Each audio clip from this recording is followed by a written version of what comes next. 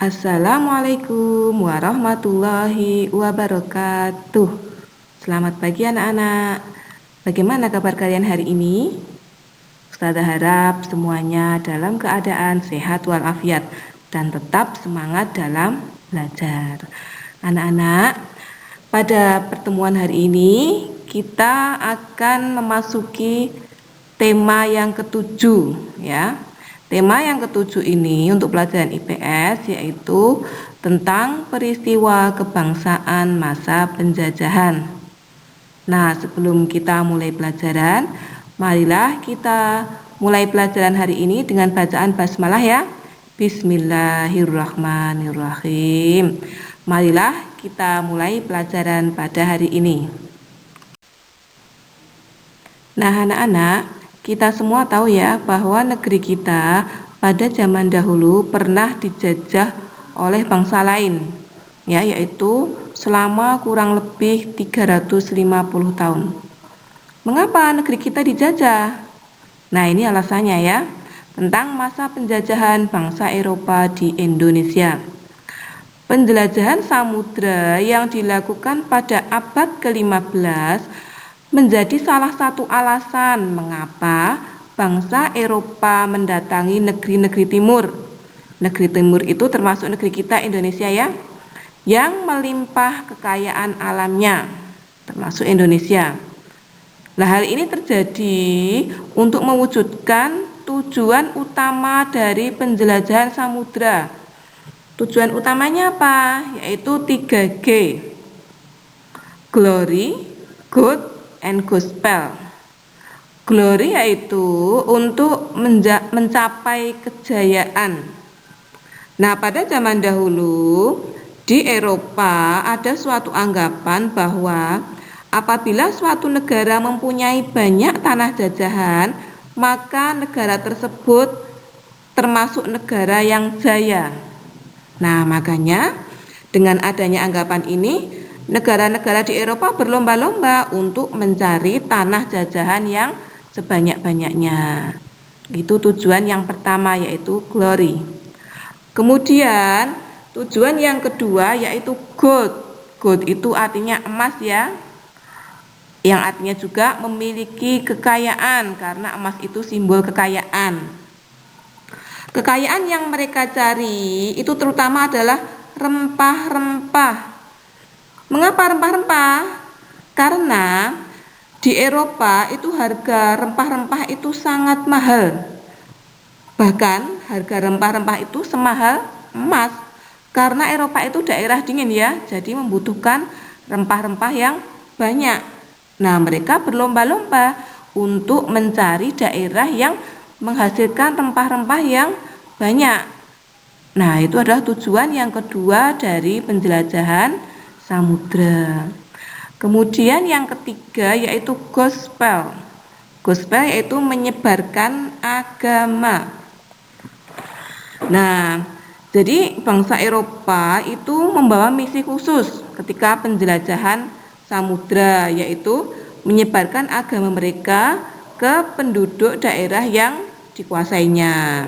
Tugas ini dianggap sebagai tugas suci yang harus dilaksanakan ke seluruh dunia. Kemudian ini adalah bangsa yang menjajah bangsa Indonesia yang awal pertama kali datang. Yang pertama yaitu bangsa Portugis. Bangsa Portugis datang pada tahun 1512. Kemudian mendarat pertama kali di Maluku. Kemudian bangsa kedua yang datang yaitu bangsa Spanyol. Bangsa Spanyol datang pada tahun 1521, mendarat di Maluku juga ya. Kemudian bangsa ketiga yang datang yaitu bangsa Belanda. Bangsa Belanda datang pada tahun 1596, mendarat pertama kali di Banten. Nah, ini kemudian tentang penjajahan bangsa Portugis ya. Bangsa Portugis datang ke Maluku pada tahun 1512. Pada mulanya, Portugis datang untuk berdagang pala dan cengkeh sehingga disambut baik oleh kerajaan Ternate. Nah, hal ini berlangsung selama kurang lebih 10 tahun ya. Kemudian pada tahun 1522, bangsa Portugis membantu kerajaan Ternate mendirikan benteng untuk menghindari serangan dari kerajaan Tidore yang dibantu oleh Spanyol, di mana bangsa Spanyol datang 1 tahun sebelumnya ya, yaitu tahun 1521. Kemudian Spanyol dan Portugis bersaing untuk menguasai perdagangan rempah-rempah di Maluku. Kemudian persaingan berakhir melalui perjanjian Saragossa yang membuat Spanyol meninggalkan Maluku. Akibatnya, bangsa Portugis memonopoli perdagangan serta ikut campur tangan dalam urusan kerajaan. Akhirnya, Portugis berhasil diusir oleh rakyat Maluku pada tahun 1575. Kemudian ini tentang penjajahan Belanda.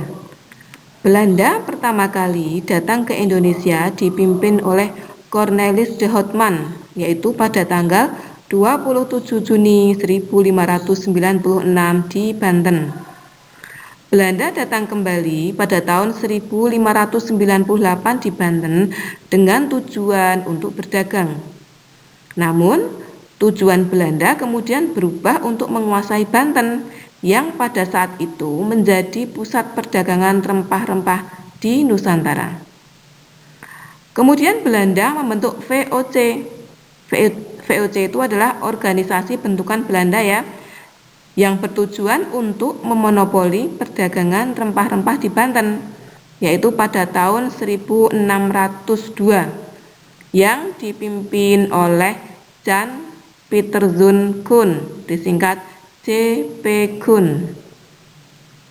Kemudian J.P. Koen menerapkan kebijakan politik untuk membatasi penanaman jumlah rempah serta pelayaran kapal guna mengawasi perdagangan rempah-rempah.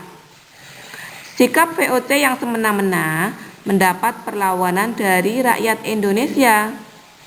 Akhirnya, VOC mengalami kebangkrutan dan resmi dibubarkan pada tanggal 31 Desember 1799.